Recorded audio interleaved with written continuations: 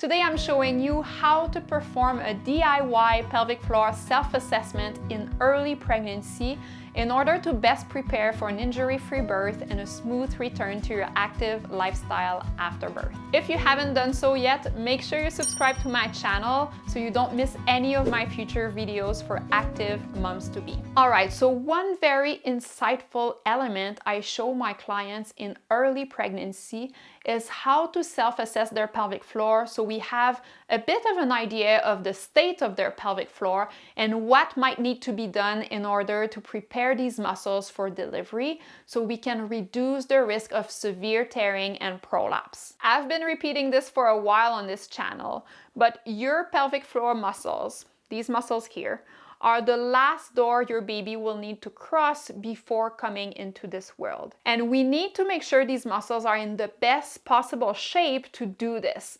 meaning they need to be flexible, they need to be able to release and let go for your baby to come through in a seamless way, i.e. without tearing. Those are the main pelvic floor qualities we are looking for in terms of giving birth. So flexibility and ability to release. So let's see if you can get a sense of these different components for your own sake. Obviously, this is not replacing a professional physio assessment, so make sure you consult with a pelvic floor physio to confirm your findings.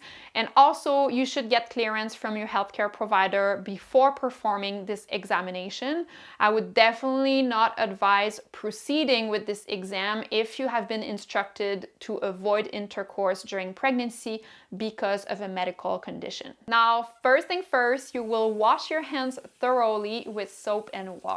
And you can use a personal lubricant if you want, but most people have enough natural lubrication during pregnancy to avoid using some, so it's up to you. Prop yourself up in bed and have your legs relax on both sides, placing some support under your thighs to make sure you are fully relaxed and not holding tensions in your legs while you do this. The first thing I want you to do is to self-assess the width of your vaginal opening. We will do so by inserting one finger in the vagina, and then if you can, you will insert a second finger and just see if you can move your fingers away from each other and assess how much space you get in between your fingers when you do that. The normal response would be to have up to 1 centimeter in between your fingers or more, or sometimes a little less, but there should definitely be a bit of room here in between your fingers. If you find yourself having a lot of tightness around your fingers,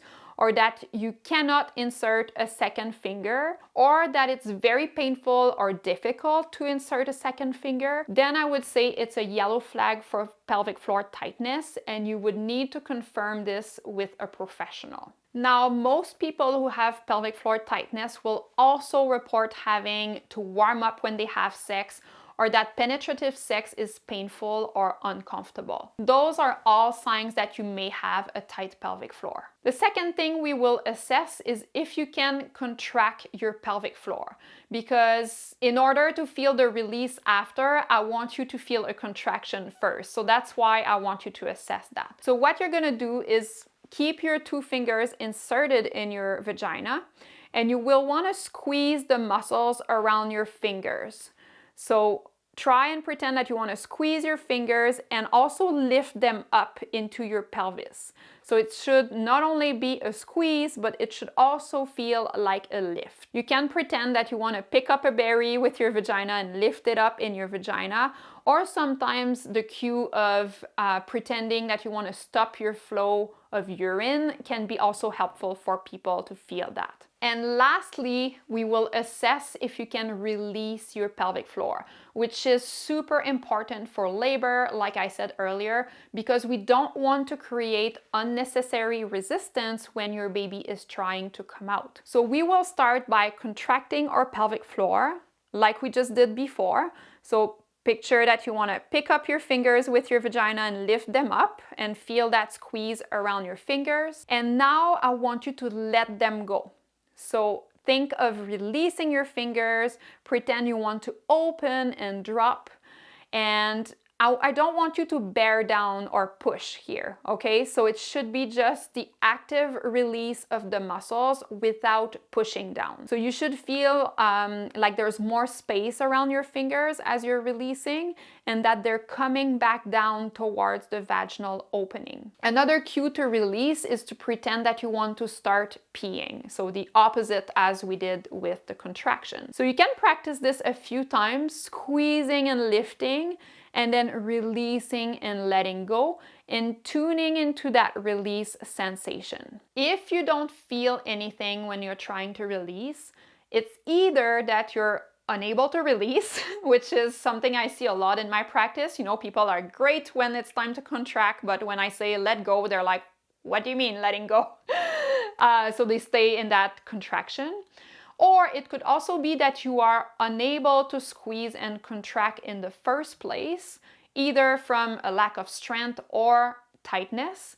Therefore, you cannot feel the release, because in order to feel the release, you need to contract first, right? So you can see the difference when you're releasing. But you can't come back if you have not gone anywhere in the first place, right? So we need that initial contraction in order to feel the release. But if we're staying here, then there's nothing to release, right? So if you're feeling lost in all of this, I can work with you to demystify all of it so you can move forward. My online coaching program starts in early pregnancy, and it's designed for active moms-to-be who want to optimize their birth and recovery outcomes so they can return to their active lifestyle in a seamless way after birth. And what I do in my program is I walk you through how to prepare your pelvic floor for birth so it's in the best possible shape, no matter where you're starting from, right? Including if you have a tight pelvic floor. And the best part is that you also get customized support from me to make sure you never get stuck along the way. So if that's something you might be into, you can book a free discovery call with me in the description below